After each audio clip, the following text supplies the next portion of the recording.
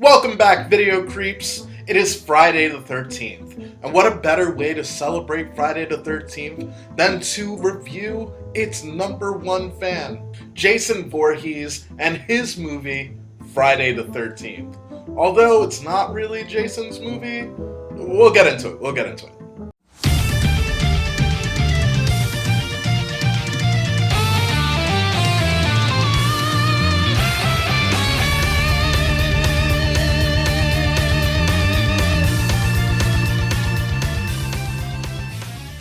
So this movie opens up with Camp Crystal Lake in 1958, and motherfuckers are feeling the camp spirit. Hallelujah, milk and honey on the other side. Hallelujah. I don't care what you say, even for 58, them motherfuckers were drunk. They're just gathered around a fire while all the kids are sleeping, just strumming a guitar and singing. That's drunk shit. I only sing with my friends when I'm drunk. My heart's a going, trying to go behind the steering wheel. It is. Woo! Touching you. Woo! Hold on, wait. Touching me. But two of the camp counselors decide that they can't keep their hands off of each other in their super sexy yellow shirts, and they decide it's sex o'clock. But just as they're about to get into it, you hear that iconic and the two of these two get caught by somebody. The whole time it's like first person perspective, so you don't see who catches them, but somebody catches them. And the guy gets up, cool as a cucumber, and he's like, hey man, come on player, I'm just trying to bust a nut. What's the BFD? But he gets a gut hug by a knife. And we don't see it, but homegirl's not gonna get treated any better. The movie jumps forward in time to present day, but there's no fucking way that it's actually in present day. So we're just gonna say that this movie jumps to 1980. And we see a girl who's kind of like a homeless backpacker. She's making her way up a road, and she sees a dog, and she decides, I don't know that dog, but I'm gonna molest it a little bit. Hi, girl. Excuse me. Hi, boy. Hey, you speak English? How far is it to Camp Crystal Lake?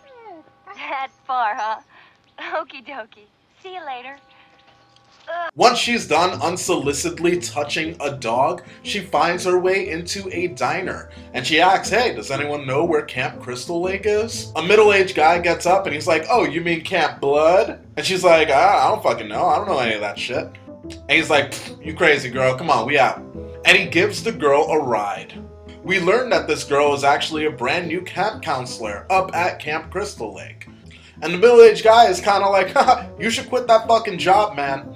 And she's like, you always tripping. And then we see Crazy Ralph for the first time, and he's like, yo, no. You know that whole, like, camp shit that you want to do? Yeah, don't do that. It's got a death curse. So the movie breaks away, and then we see a group of teenagers in a car also driving up to Camp Crystal Lake. And these teenagers have an emphatic love for bluegrass and hanging out with Kevin Bacon.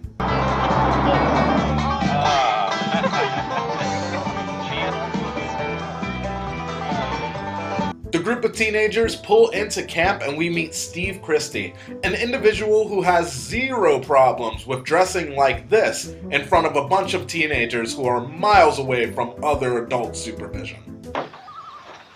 You're very pretty. This really isn't your cup of tea, is it? Particular reason?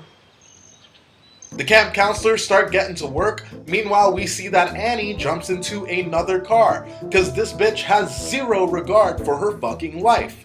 And as a result, little trusting Annie gets a knife right across the throat.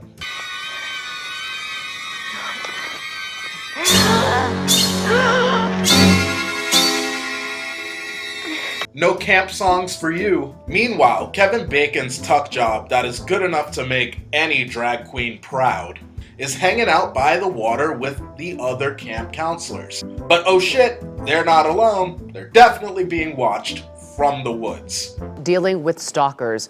It's not a problem only for celebrities. The Justice Department estimates that 3.4 million Americans a year are victimized. About 75% know their stalker. 1/3 say they were followed or spied on, and 21% say they've been attacked. Alice, back at her cabin, decides to freak out, and the gang kills a snake with a machete. Now, I wanted to see what the level of freak out was, so I tried to go online and find out what kind of snake this was, but there is no information as to the type of breed of snake this is. I spoke to two of my friends who know a lot about reptiles and snakes in general, and one of my friends say that it looks like a black racer, and the other friend says that it looks like a rat snake. So with that information, you decide which snake you think it is.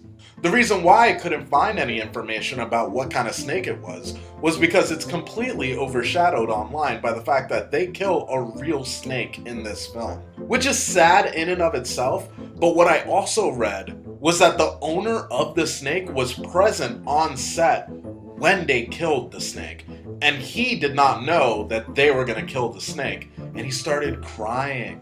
That's fucked up. Can you imagine your dog having a better film career than you, and then they fucking kill it? That's dark. The gang meets a cop who is clearly looking for weed. Something Colombian gold, man. Grass, hash, the weed. Dig it? Hey, what's he talking about? Hey, don't get smart. But this is when we find out that Crazy Ralph is actually missing. Uh-oh, where did he go? But the cop gets called out to another scene, and he gets on his bike and dips out as the teenagers start laughing at him, as they should, because this cop is a fucking cartoon character. But he should have stayed, because this is when Alice finds Ralph hanging out in a pantry. And he tells Alice, yo, you stay, you die. And then literally just gets on his bike.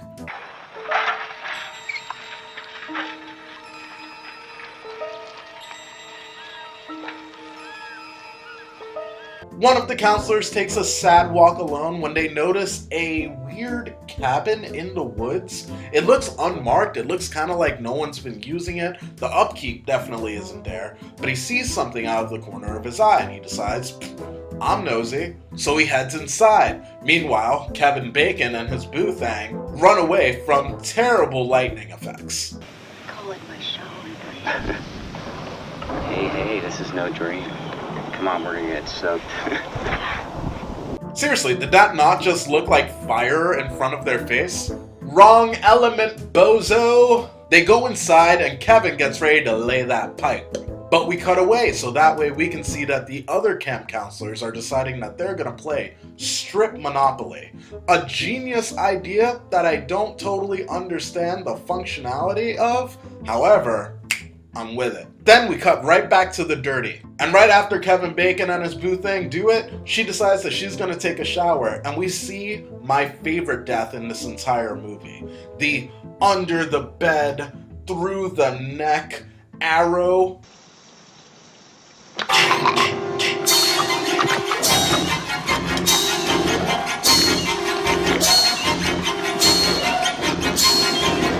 That shit's fucking tight. I really like that kill. I would say it's the most memorable and the coolest as far as I'm concerned. You're welcome, Tremors. Boothang goes ahead and gets an axe to the head, and then there were 3 camp counselors left. We catch up with Steve, the unconfirmed pedophile, and he's just kicking it at a diner before he remembers, oh shit, I left a bunch of teenagers by themselves in the woods. I should probably go give a fuck. But on his way back, he ends up getting stuck in the mud. And in this scene, you get to see his car. And weird enough, it's the exact same car that picked up Annie in the beginning of this movie. So did Steve actually kill Annie? Is he like a secret killer? I don't know, but things are starting to heat up. Stay tuned to find out. Hey, asshole! What I fucking say! Don't change the channel! You don't fuck with Crazy Larry when he tells you not to change or stop the fucking channel! Strip Monopoly ends up going back to her cabin to brush her teeth and gets stalked. She dies, but Alice and Bill don't know that, so they go looking for her.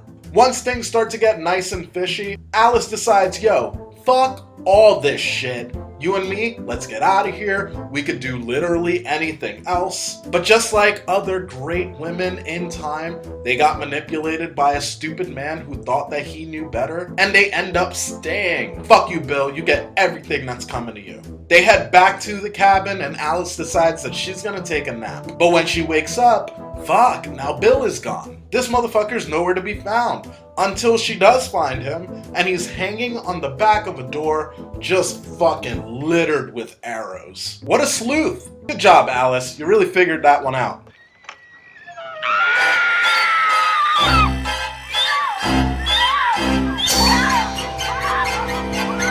She runs away into a cabin and fucking just barricades a door. One of the best barricades that I've ever seen. Like, she doesn't give a fuck. Like, if there was an animal there, she would have taken that animal and put it in front of the door. But then she does something stupid by going and hanging out by a window. Why the fuck would you barricade this place and then just go stand at a window? Fucking smart. But a cinematic opportunity presents itself, and Brenda, strip Monopoly, is thrown through the window. Alice runs out of the cabin and sees Steve's Jeep, but instead of Steve getting out of the car, it is a woman that we've never seen before. She says that her name is Pamela Voorhees. If you've seen these movies and you know what's going on, you're a few steps ahead. Hold on, we'll get there. She runs right into her arms and tells Pamela, yo, let's vamoose, bitch. This shit is happening right now. Shit is going down. But Pamela is like, I ain't no pussy. Bah, bah, bah. And she heads into the cabin.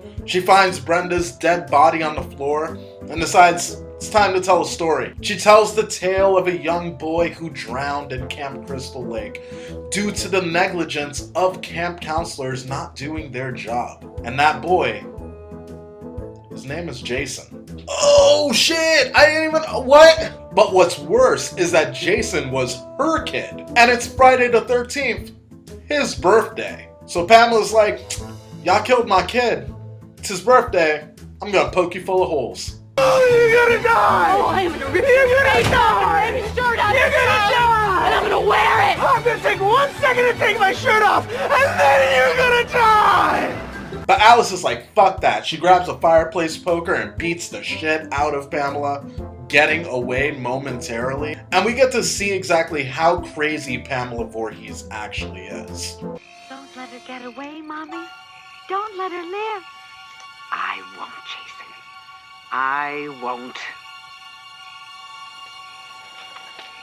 Which is something that I really dug. I got like Psycho vibes from this. But Pamela is a straight up gangster. And she ends up catching up to Alice and bitch smacking her like she owns her.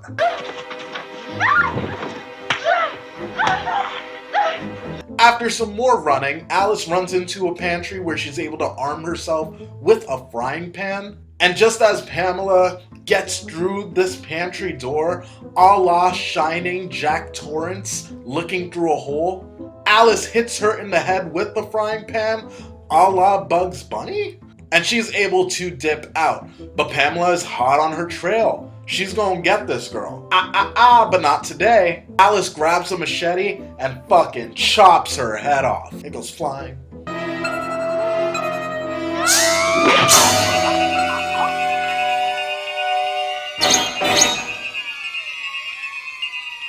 Alice gets into a canoe, and much like Styx, she sails away. But just as we finally think she's done it, she's gotten out, she's safe, she is attacked by Jason Voorhees out of the water.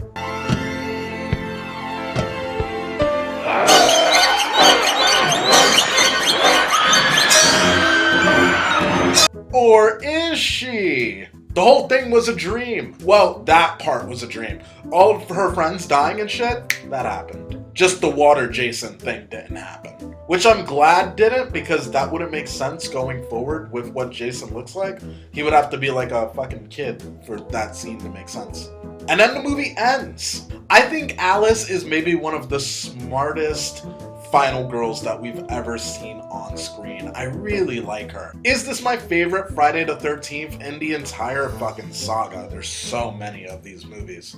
Absolutely not. It's just not. While I do like things about this film, there are a lot of things that I don't like about this movie too. I think the climax with like Pamela and Alice, I think that scene takes way too long. That cat and mouse it's too much. I'm bored after a while. This movie doesn't really have a soundtrack or anything, which is always something that I'm kind of like keeping an ear out for. But it was the start of something that would be great, so I do give it its merit for that.